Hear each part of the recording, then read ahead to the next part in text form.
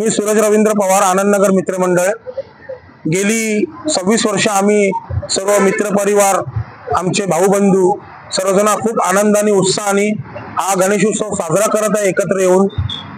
आमच्या मंडळाचं ध्येय हेच आहे की लोकमान्य टिळकांनी जो समाजामध्ये गणेशोत्सव साजरा करण्याची प्रथा एवढ्या वर्ष परंपरा चालत आलेली आहे, सर्व जाती धर्मातले लोक एकत्र येऊन गुण्यागोविंदाने नांदावे, समाजामध्ये समतोल राहावा, समाजामध्ये एकीकरण राहावं, विविध जातीचे परिजातीचे लोक एकत्र येऊन समाजामध्ये ती बांधिलकी राहावी, यासाठी नेहमी आमचे प्रयत्न असतात।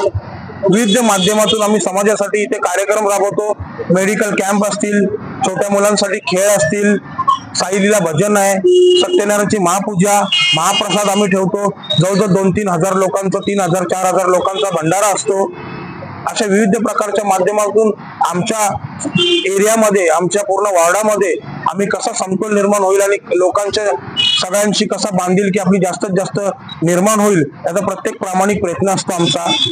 लोकमान्य टिळकांची प्रार्थना आहे की जो दुष्काळ महाराष्ट्रामध्ये निर्माण होतोय, जो समाजामध्ये महिलांसाठी अत्याचार चालू आहेत, परत दुसरी गोष्ट म्हणजे गलिच्छ राजकारण चालू आहे आपल्या महाराष्ट्रामध्ये, ते सर्व नाही झालं पाहिजे। महिलांवरती अत्याचार थांबले पाहिजेत आणि प्रत्येक मंडळाला माझी ही विनंती आहे की महिलांचे अत्याचार झाले किंवा विविध प्रकारचे विविध समाजातले प्रश्न आहेत ते प्रत्येकाने मांडावे आणि समाजासमोर ठेवावे, की जेणेकरून आपल्या समाजामध्ये लोकांना काहीतरी एक मेसेज जाईल। आमचा नेहमी तो प्रयत्न असतो, आम्ही आमच्या माध्यमातून तो प्रयत्न दाखवण्याचा प्रयत्न करत असतो समाजासाठी, पण तरी प्रत्येक घटकाने तो प्रश्न उचलून धरला पाहिजे, तेव्हा समाजामध्ये काहीतरी सुधारणा होईल।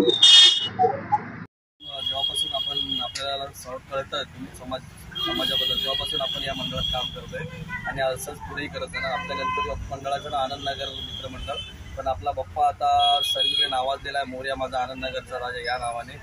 आपण या मंडळामध्ये भरपूर सारे उपक्रम करतच आहोत। तसेच मी स्वतः या मंडळात बरोबर गंगेश्वर नगर आणि आम्ही आता यावर्षी राहायला गेलेलो रुवाल गार्डन्समध्ये, तिथे आपण चांगल्या प्रकारे भव्य दिव्य गणपती गणेश सोहळा साजरा केला। त्याच्या पाठी एकच इच्छा की सर्व लोकांनी, सर्व जाती धर्मियांनी एकत्र यावे आणि जुन्या गोविंदाने नांदून एकमेकांशी ओळख होते, त्या सर्व मोठे उपक्रम आपण राबवलो, तर यापुढे राबवत आहोत। परत आता आपण इथे साईलीला भजनी मंडळांना आपण इथे बोलवून त्यांचं आता भजन चालू होणार आहे। आपल्या गणपती बाप्पाचं आगमन ही मला वाटतं आता पूर्ण ठाणे जिल्ह्यामध्ये एक प्रथम क्रमांकावर लागतं। यावर्षीपासून आपण जो उपक्रम चालू केला त्यामध्ये